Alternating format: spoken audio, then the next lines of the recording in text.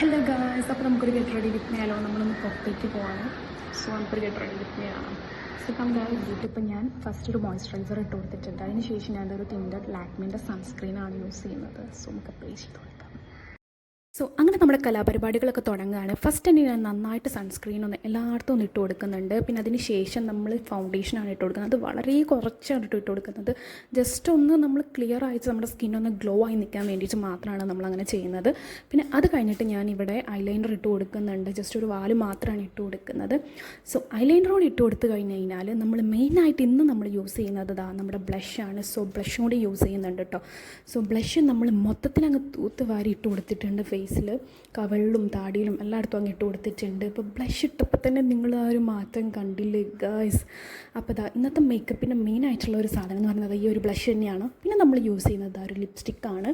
ഈ 2 ലിപ്സ്റ്റിക്ക് വെച്ചിട്ടോ നമ്മൾ ഇന്നത്തെ ഒരു ഷെയ്ഡ് ഉണ്ടാക്കിയിട്ടുള്ളത്. സോ ഈ 2 ലിപ്സ്റ്റിക്ക് വെച്ചിട്ട് ഇന്ന് നമ്മളൊരു ഷെയ്ഡ് ഇങ്ങനെ ക്രിയേറ്റ് ചെയ്തിട്ടുണ്ട്. സോ ഇതാണ് നമ്മുടെ ഇന്നത്തെ ഫൈനൽ ലുക്ക് വന്നിട്ടുള്ളത്. സോ എങ്ങനെയുണ്ടെന്ന് എല്ലാവരും പറയുക.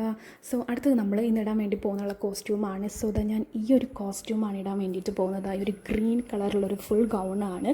സോ ഇതും കൂടി ഇട്ടിട്ട് വരാം.